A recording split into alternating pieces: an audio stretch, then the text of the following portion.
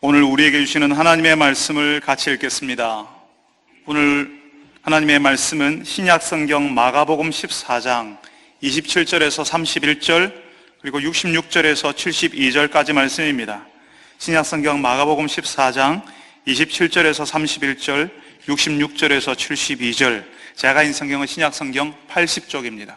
신약성경 80쪽 마가복음 14장 27절에서 31절, 66절에서 72절까지 말씀을 저하고 함께 교독하겠습니다. 제가 먼저 27절을 읽습니다.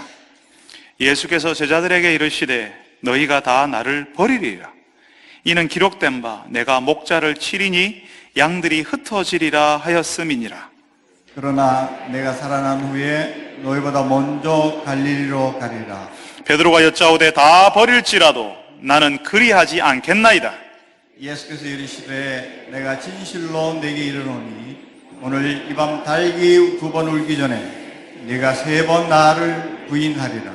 베드로가 힘있게 말하되 내가 주와 함께 죽을지언정 주를 부인하지 않겠나이다 하고 모든 제자도 이와 같이 말하니라. 베드로는 아랫뜰에 있더니 대제사장의 여종 하나가 와서 베드로가 불 쬐고 있는 것을 보고 주목하여 이르되 너도 나사렛 예수와 함께 있었도다 하거늘 베드로가 부인하여 이르되 나는 네가 말하는 것이 무엇인지 알지도 못하고 깨닫지도 못하겠노라 하며 앞들로 나갈새. 여종이 그를 보고 곁에 서 있는 자들에게 다시 이르되 이 사람은 그 도당이라 하되 또 부인하더라.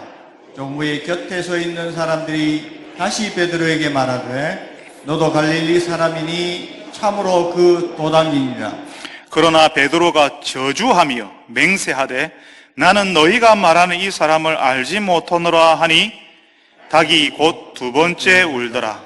이에 베드로가 예수께서 자기에게 하신 말씀 곧 닭이 2번 울기 전에 네가 3번 나를 부인하리라 하심이 기억되어 그 일을 생각하고 울었더라.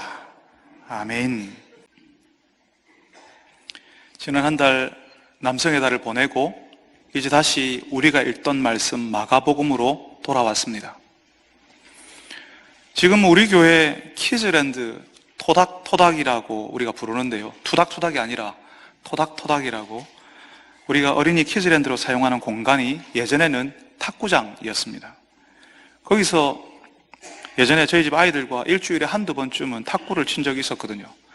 탁구공을 많이 사다 놓고는 탁구 연습을 할 수 있도록 했습니다. 그래서 그때 탁구를 저희들 아이들과 재밌게 쳤어요. 그렇게 한 몇 달 탁구를 치니까 교회 성도들이 우리 집 아이들에게 탁구를 재밌게 잘 치냐 이렇게 물었어요. 그리고 나하고 시합 한번 할까 이랬어요. 그러니까 저희 애들이요, 나 탁구 잘 쳐요, 시합 한번 해요, 뭐 그러는 거죠. 여러분, 제가 그 실력을 알잖아요. 근데 애들이 그러는 거죠. 아주 자신감 있는 얼굴로 웃으면서 나 탁구 잘 쳐요, 막 자신감에 하늘을 찌르는 겁니다. 거기다 대놓고 야, 너 아직 그거 아닌데 이런 말을 못했습니다. 예전에 제가 그런 적이 있었거든요. 30대 초반에 어떤 목사님하고 테니스 시합을 한번 하는데 저는 당연히 제가 이긴다고 생각했습니다. 그분은 테니스를 시작하신 지 얼마 안 된 분이었거든요. 그러니까 제가 속으로 내가 좀 슬슬 봐주면서 해야지라고 생각했어요. 근데 해보니까 이게 장난이 아닌 겁니다. 분명히 보니까 그분은 자세도 엉망이고 제대로 배운 게 아닌데, 여러분 전문 용어로 삑살이라고 하죠. 이게 빗 맞아서 다 들어오는 거예요. 여러분, 남자들이요, 이게 공을 보면 흥분하거든요. 일단 쫓아다니기 시작하면 승부욕이 막 불타오릅니다. 내가 못한다는 것이 용납이 잘 안 돼요. 그분은 시작하신 지 얼마 안 됐다 했잖아요. 그러니까 제가 지면 안 되는 거죠. 그래서 여러분 어떻게 될게요? 여러분들이 미안해서 말을 못 하시지만 여러분들이 생각하는 대로 제가 졌습니다. 제대로 맞은 공은 내가 받을 수 없었고, 빗 맞아서 삑살이 난 공도 받을 수 없었고, 자존심이 엄청난 스크래치가 나던 날이었습니다. 분명히 시작한 지 얼마 안 된 분하고 시합해서 졌다는 말은 제가 못한다는 말이잖아요. 근데 내가 못한다는 사실을 받아들이는 게 정말 안 됐어요. 오늘 우리가 읽은 말씀에도 자존심에 스크래치가 난 사람이 있습니다. 예수님이 제자들에게 그러셨거든요. 너희가 다 나를 버리리라. 예수님의 수제자 베드로에게는요, 오늘 이 밤 닭이 2번 울기 전에 네가 3번 나를 부인하리라 이렇게 말씀하십니다. 정말 말도 안 되는 자존심 상하는 말씀을 하시는 거죠. 여러분, 정말 어떻게 예수님이 제자들에게 이런 말씀하실 수가 있죠? 제자들은요, 예수님과 3년 동안 먹고 마셨어요. 함께 자고 지냈습니다. 미운정 고운정 다 들었어요. 거기다가 예수님이 어떤 분이신지를 이 제자들이 다 봤어요. 물고기 2마리와 보리떡 5개로 남자만 5,000명을 먹이는 그 현장에 제자들이 같이 있었고, 제자들이 자기들이 떡과 물고기를 나누어줬어요. 그게 줄어들지 않고 계속 나누어지는 것을 제자들이, 베드로가 봤다고요. 귀신 들린 사람에게서 귀신이 떠나가고 각종 병으로 고통당하는 사람들이 예수님 때문에 살아나는 걸 봤어요. 풍랑 있는 바다를 지나가는데 그 바다마저도 예수님 때문에 잔잔해지는 거, 심지어는 베드로는 잠깐이지만 물 위로 걸어가는 것을, 이 예수님이 오라 하셔서 물 위로 걷는 것을 잠깐도 했었어요. 그걸 다 경험했는데, 그걸 다 봤는데, 그렇게 예수님과 보냈던 세월이 몇 년인데 어떻게 이런 예수님을 버릴 수가 있겠어요? 정말 자존심에 스크래치 나는 말씀을 예수님이 하시는 겁니다. 그래서 베드로는요, 너희가 다 나를 버리리라 라는 말씀을 받아들일 수가 없었어요. 나는 예수님 안 버릴 자신이 있습니다, 그렇게 이야기했습니다. 베드로가 여짜오되 다 버릴지라도 나는 그리하지 않겠나이다. 다른 제자들이 예수님 버릴지라도 베드로 나만큼은 버리지 않겠다고 강력하게 이야기하는 거죠. 여러분, 어쩌면 이 베드로의 이 말이 예수님께 지금 이제 십자가에 잡혀서 돌아가시려고 하는 이 예수님께 위로가 되고 힘이 되는 말일 수 있습니다. 다른 사람들은 다 떠나는데 나는 그렇게 하지 않겠다라는 그 베드로의 말이 고맙고 좀 든든하게 느껴질 수 있는 그런 말이지 않습니까?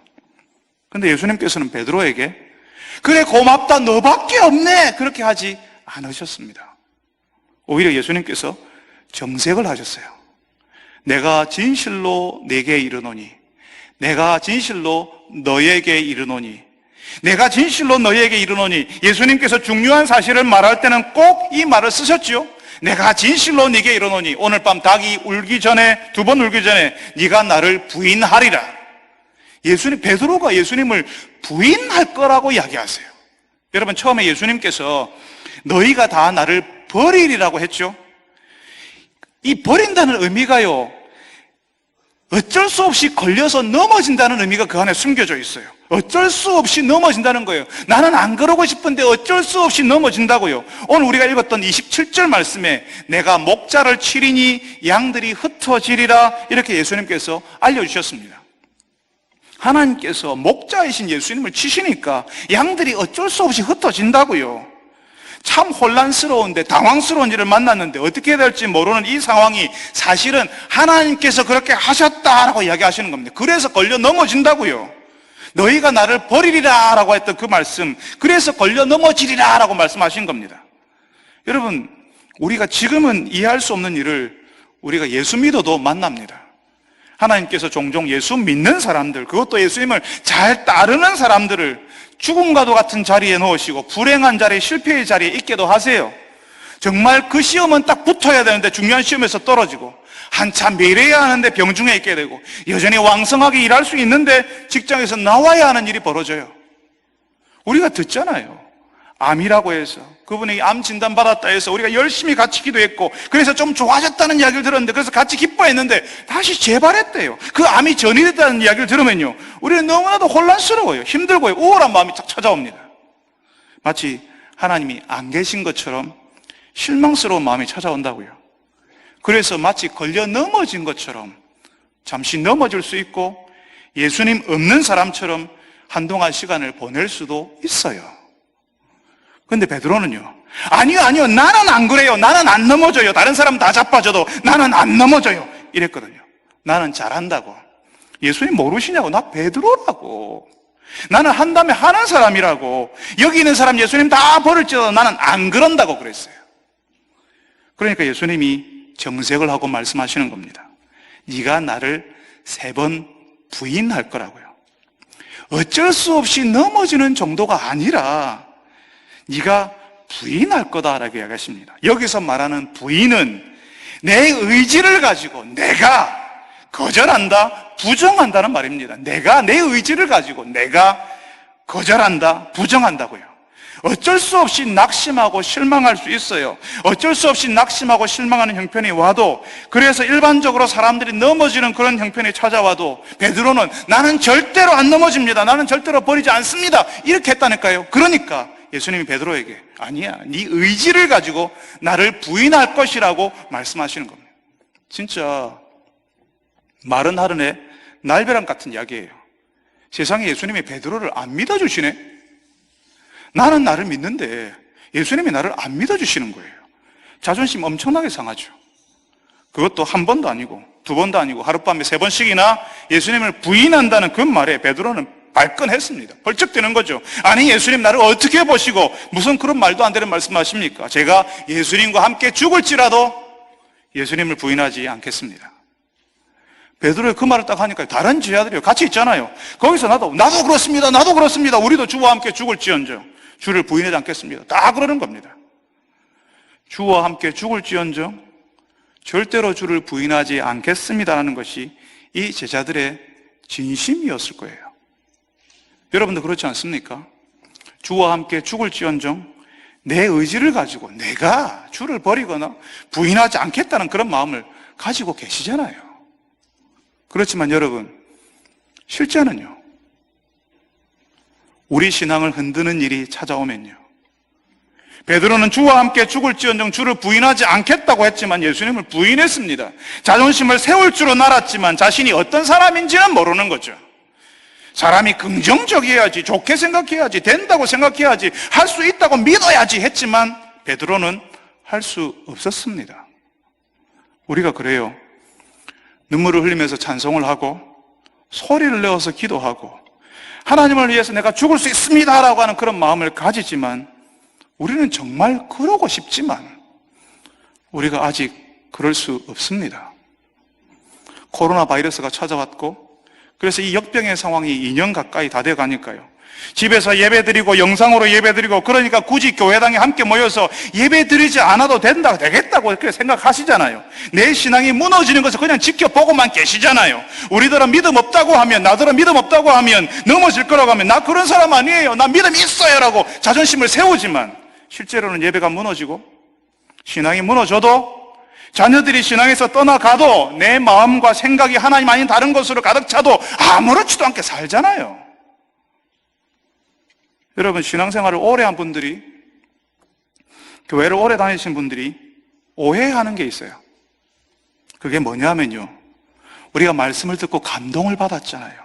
우리가 특별히 지난달에 남성애들 강사로 오신 목사님들의 말씀을 들으면서 와, 정말 그래, 정말 좋다, 나도 그렇게 하고 싶다, 나는 정말 저렇게 되고 싶다라는 그런 마음을 가져요. 진짜 감사한 반응이에요. 그런데 그런 말씀을 하도 오래 자주 들어가지고요, 나도 그렇게 하고 싶어, 나도 그렇게 되고 싶다는 그 마음 가지는 것을 내가 그렇게 사는 사람, 그렇게 하는 사람이라고 착각을 하는 거예요. 하고 싶다는 거하고 내가 하는 것은 다른 겁니다.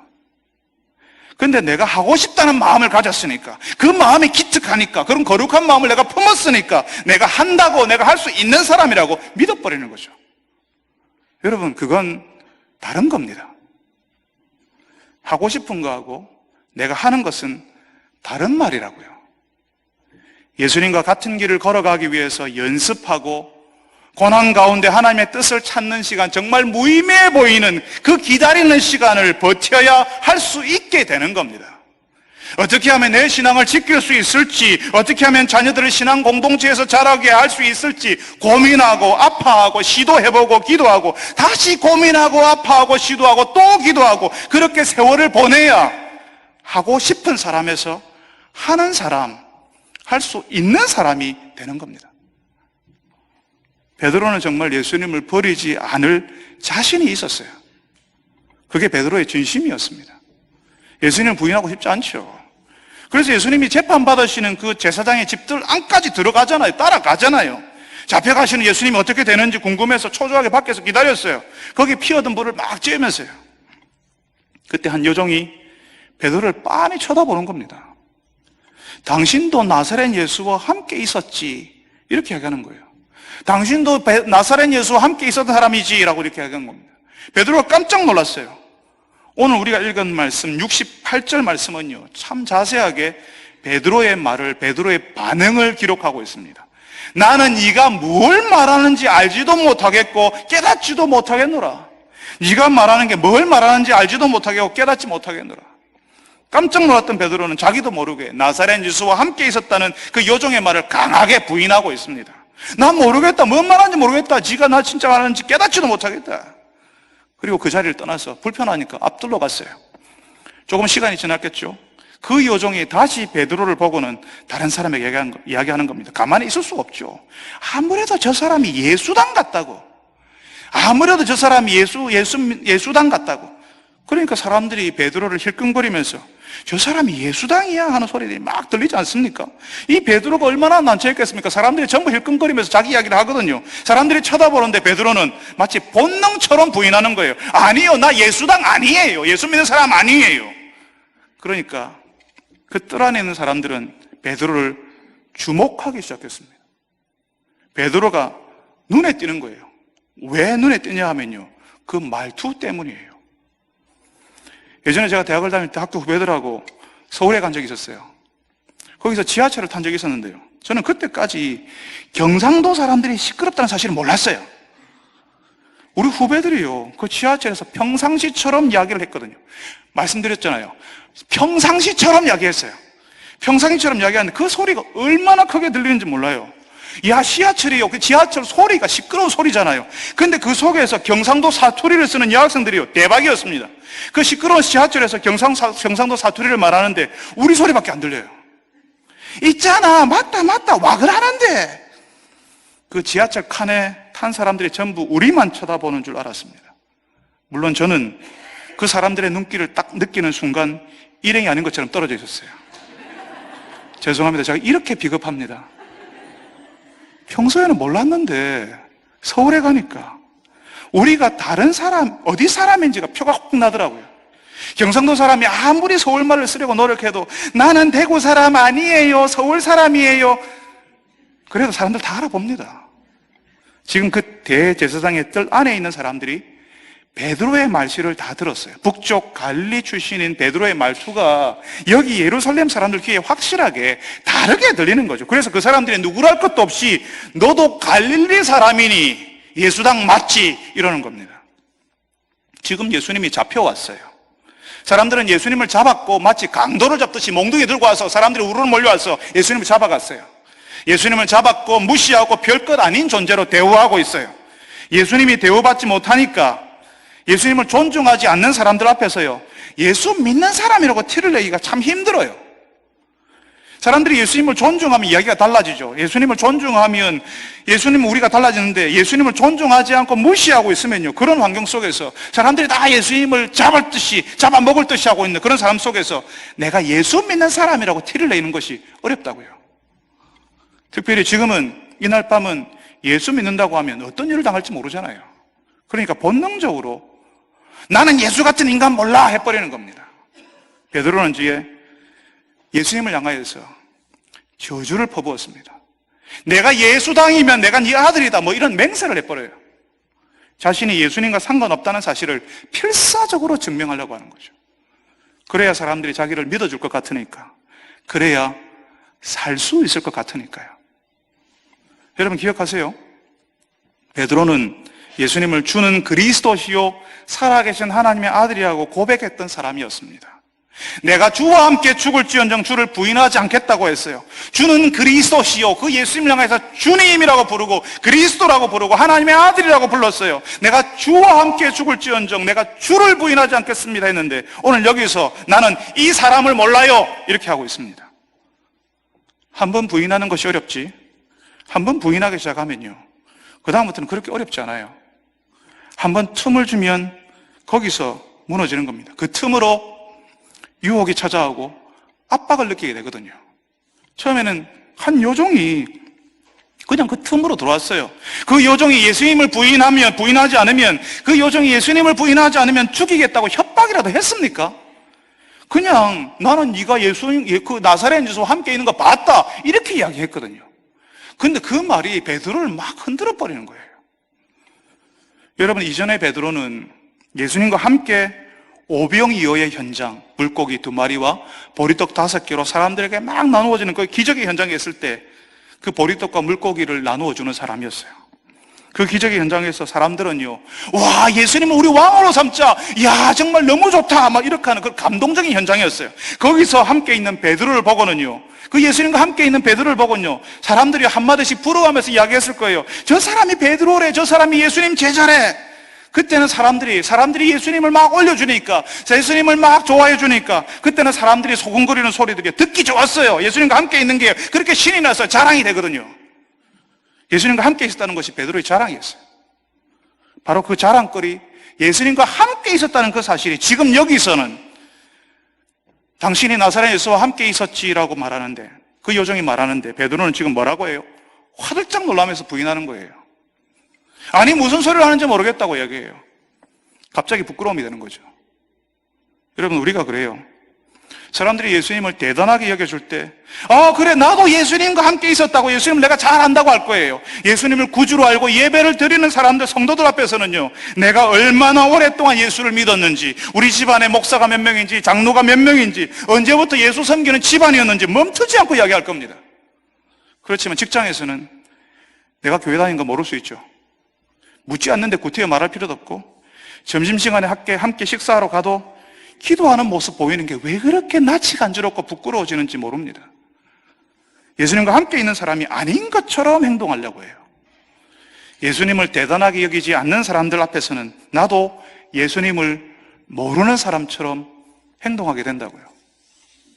베드로는 요정이 너도 그 예수와 함께 있었다는 그 말에 네가 무슨 말을 하는지 모르겠다고 얼른 그 자리를 피해버립니다. 불편하니까. 그렇지만 베드로가 가졌던 그 약한 틈으로 그 요종이 다른 사람들에게 이 사람이 예수당이다라고 하는 소리가 들어왔습니다. 이제 정신 못 차리죠.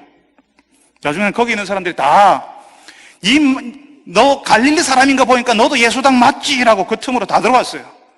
베드로는 그날 밤에 무너져 버렸습니다.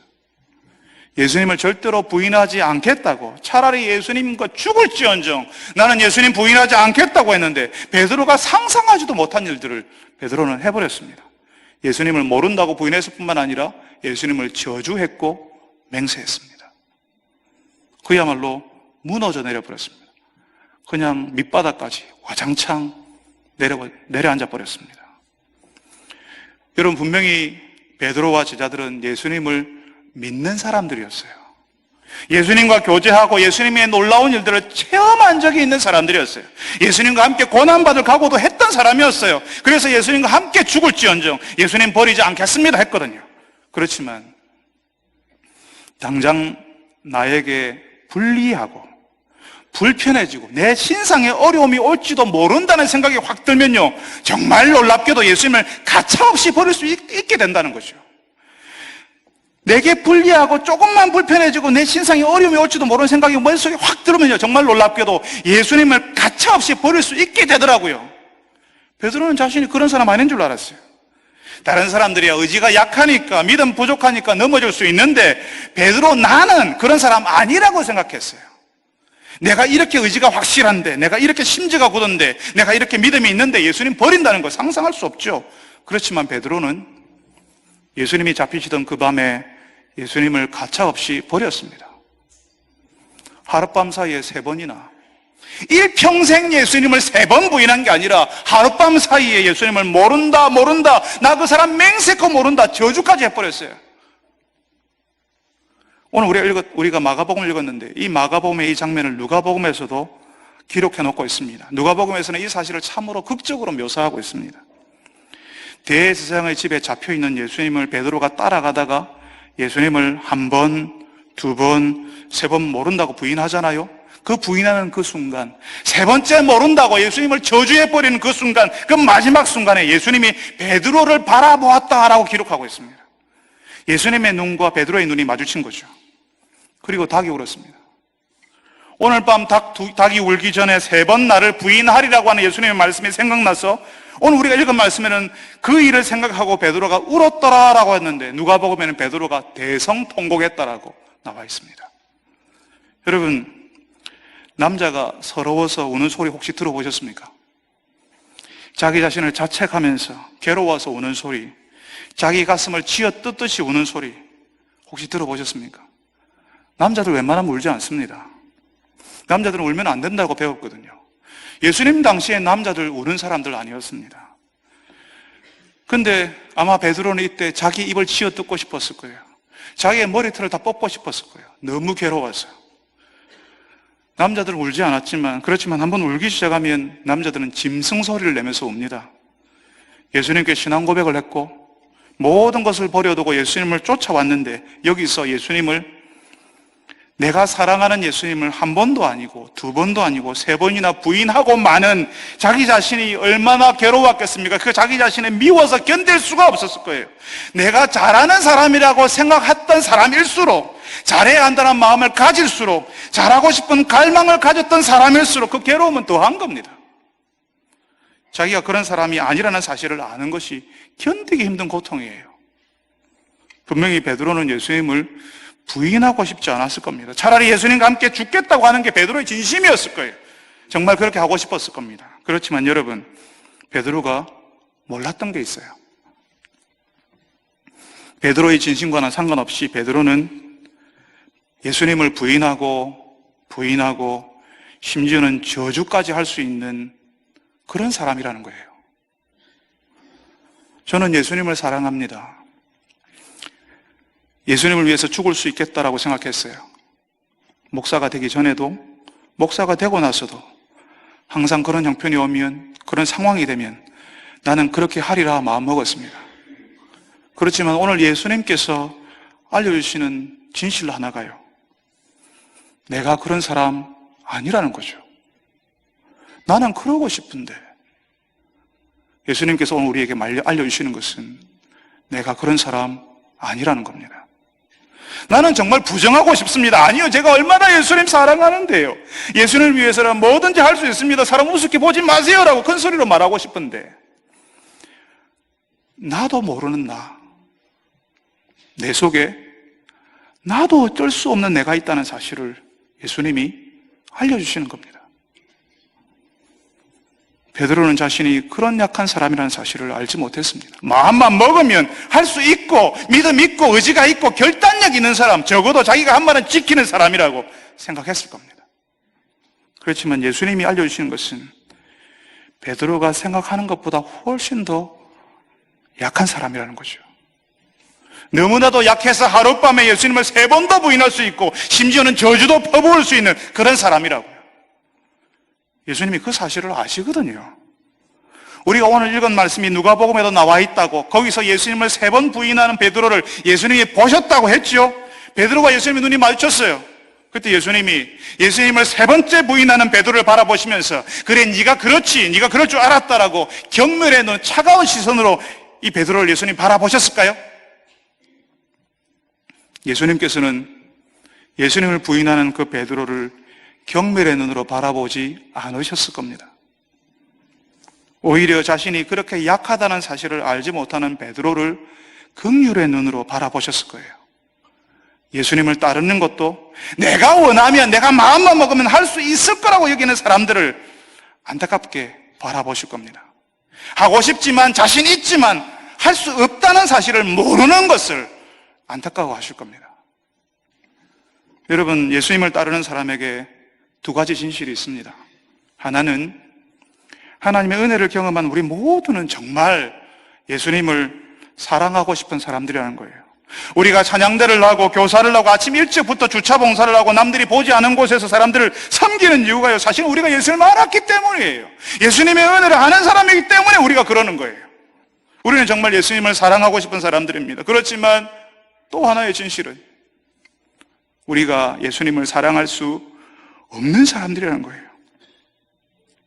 사랑하고 싶지만 현실에 부딪히면 너무나도 쉽게 무너지는 그런 사람들이라는 거예요. 불리하다고 느끼는 순간 바로 예수님께로부터 등을 돌려버리는 아주 비겁한 사람들이라는 겁니다. 베드로는 몰랐어요. 자기 스스로 예수님을 사랑할 수도 없는 약한 사람, 그 정도로 약한 사람이라는 사실을 몰랐습니다. 예수님을 사랑하는 것까지도 예수님이 도와주셔야지만 가능하다는 사실을 몰랐어요. 지금도 수많은 성도들이 여기 앉아있는 여러분들까지 하나님을 사랑한다고, 하나님을 사랑할 수 있을 거라고 아마 생각할 것 같습니다. 내가 마음만 먹으면, 결단하면 할 수 있을 거라고 생각할지 몰라요. 그렇지만 우리 현실 속에 있는 그 진실은 우리 힘으로 사랑할 수 없다 하는 겁니다. 우리의 상황이 바뀌고 환경이 바뀌면, 코로나가 우리 2년 동안 우리를 덮을 줄 누가 알았겠습니까? 그렇지만 그 환경 속에서 속절없이 무너지고 있는 여러분들을 발견하지 못하셨어요? 그 2년간 정말 무기력해지고 나태해지는 여러분들을 발견하지 못하셨나요? 죽을 듯이 사랑한다고 했는데, 사랑한다고 할 거라고 생각했는데 정말 여러분의 신앙이 죽어버리는 것을 보지 못했나요? 우리는 상황이 바뀌고 환경이 바뀌면 가차없이 예수님을 모른 척하고 예수님은 안중에도 없는 그런 생활을 할 수 있는 사람들이라는 거예요. 우리에게 조금만 경제적으로 불이익이 찾아오고 생활에 불편이 오면 예수님을 모른다고 말할 수 있는 사람들이더라는 겁니다. 여러분, 오늘 예수님께서는 예수님을 따르는 사람들이 어떤 사람들인지, 그 진짜 모습이 무엇인지 예수님의 제자 베드로를 통해서 보여주십니다. 성도 여러분도 예수님을 사랑하고 싶죠? 그 예수님을 절대 부인하지 않고 죽을 때까지, 심지어는 지금 당장 죽어도 예수님을 부인하지 않고 예수님만 따르겠습니다라고 말하고 싶으시죠? 예수님을 따르는 사람이라면 그래야 하는 건 맞습니다. 그렇지만 우리가 그럴 수 없는 사람이라는 사실을 겸손히 받아들여야 합니다. 예수님이 우리를 도와주지 않으시면 예수님을 따를 수도 제대로 사랑할 수도 없는 그렇게 연약한 사람이라는 사실을 인정해야 합니다. 그래서 기도하는 거예요. 내 형편이 어려워지더라도, 세상이 예수 믿는 우리를 초라하게 만들더라도 예수님을 인정하고 높여드리는 인생을 살게 해달라고 기도하는 겁니다. 사랑하는 여러분들이 상황이 달라지고 형편이 불리해질 때에 예수님의 손을 놓아버리려고 하는 우리의 약함을 긍휼히 여겨달라고 기도하는 분들이 되시기를 바랍니다. 우리가 얼마나 약한 사람인지 아는 분들이 되시기를 바랍니다. 그렇게 약하니까 어떤 상황과 형편 속에서도 예수님을 따라하는 제자 되게 해달라고 기도하시는 여러분 되시기를 바랍니다. 여러분, 우리가 읽고 있는 이 마가복음은 마가라고 하는 사람이 있었어요. 마가 요한이라고 하는 사람이 있었습니다. 마가는 베드로와 아주 가까운 사람이라고 알려져 있습니다. 아마 베드로의 통역사로 일했을 거라고 추측하고 있어요. 그 마가가 예수님의 12제자 중에 한 사람은 아니었지만 오늘 말씀을 기록했는데요, 오늘 우리가 읽었던 이 말씀은 베드로의 부끄러운 과거입니다. 일종의 흑역사예요. 마가는 예수님의 12제자가 아니었으니까 오늘 밤에 그 요정 앞에서 예수님을 부인하는 그 부끄러운 일은 베드로가 말하지 않았으면, 베드로가 발설하지 않았으면 마가가 몰랐을 일이에요. 이 기록이 없으면 이후에 교회 성도들은 이야, 베드로 훌륭한 사도야, 주는 그리스도시요 살아계신 하나님의 아들이라고 정말 처음 고백했잖아, 그렇게 우리는 알았을 거예요. 우리에게 조금 더 괜찮은 사람으로 알려졌을 겁니다. 세상은 그러잖아요. 훌륭한 지도자는 어릴 때부터 다르다고, 떡잎부터 다르다고 이렇게 하잖아요. 떡잎부터 달라야 한다고 말하잖아요. 예수님을 부인하고 저주한 사람이, 그런 과거를 가진 사람이 예루살렘 교회 지도자, 그 당시 신약교회 대표가 된다는 게 말이 안 되지 않습니까? 지도자가 되겠다고 하면, 누군가가 추천하면 오늘 밤에 이 일을 끄집어내면서 예수님을 3번이나 부인했던 그런 사람이 베드로의 지도자가 된다는 게 말이 됩니까? 부적격자입니다라고 그런 사람들이 막 쏟아져 나올 수 있는 그런 일입니다. 근데 마가는 베드로가 예루살렘 교회의 지도자가 되었던 그 베드로가 얼마나 비겁한 사람이었는지를 기록했어요. 이 사실을 베드로는 마가에게 이야기했던 겁니다. 베드로는 예수님을 3번이나 부인했고 했던 사실을 말했고, 마가는 오고 오는 교회들을 위해서 기록했습니다.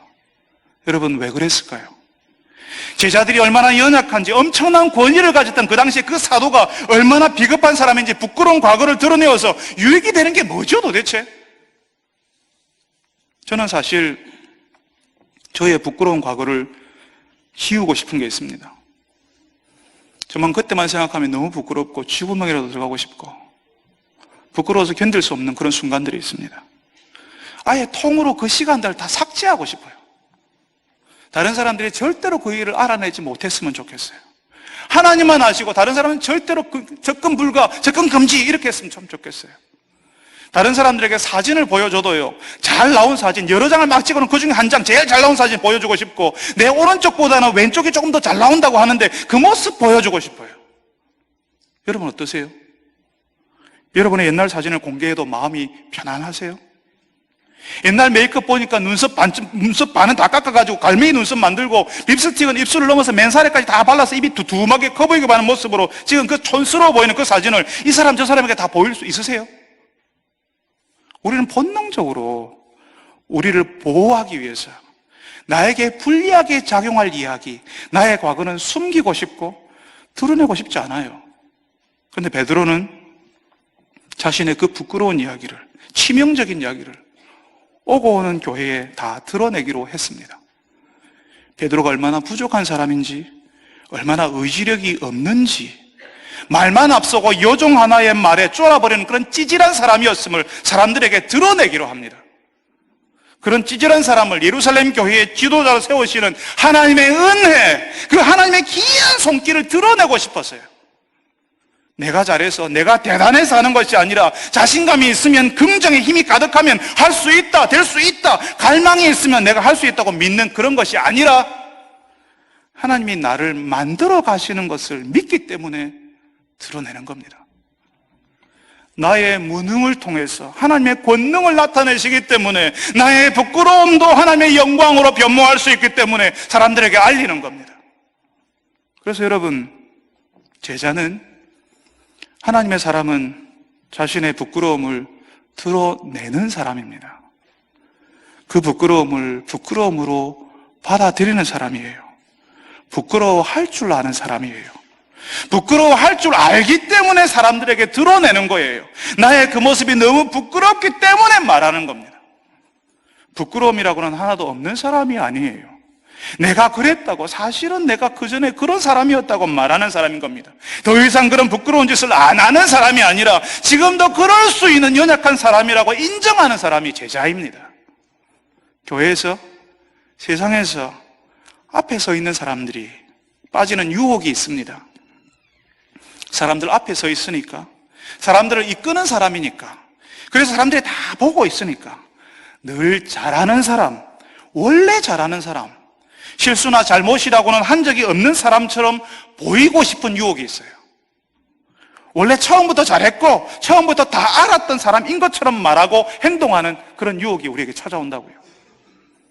하나님께서 우리에게 원하시는 것은 우리의 처음이 참 부끄러웠고 우리의 과거는 참 한심했다는 사실을 드러내는 겁니다.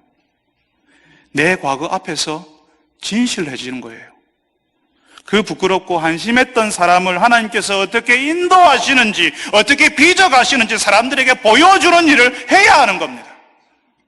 사랑하는 여러분, 어느 누구도 하나님 앞에서 괜찮은 사람 없습니다. 부끄럽고 한심한 과거를 가지고 있습니다. 가까운 사람들에게도 숨기고 싶은, 잘 보이고 싶어서 절대로 말 안 하고 싶은 우리의 흑역사가 있습니다. 그런데 하나님께서 우리를 만지시고 우리 인생을 빚어가시는 것을 경험하는 사람들은 그 부끄러운 과거를 인정하고 그 앞에서 진실해지기 시작합니다. 참 부끄럽지만 그 부끄러운 과거를 사람들에게 드러내고 내가 잘한 것이 아니라 하나님께서 나를 부끄러움에서 건져내셨다고 말하기 시작하는 겁니다. 그 부끄러운 과거마저 하나님을 드러내는 영광스러운 흔적이 된다는 사실을 아는 거예요. 사랑하는 여러분들이 여러분의 부끄러운 과거를 드러낼 수 있기를 바랍니다. 그 부끄러움마저도 하나님의 빛나는 영광이 된다는 사실을 경험하시기를 바랍니다. 그래서 잘 보이고 싶고 크게 보이고 싶고 내 현실보다는 실제의 나보다는 더 대단하게 보이고 싶은 그 마음을 내려놓고 여러분 자신에 대해서, 여러분의 과거에 대해서 진실해지는 분들이 되시기를 바랍니다.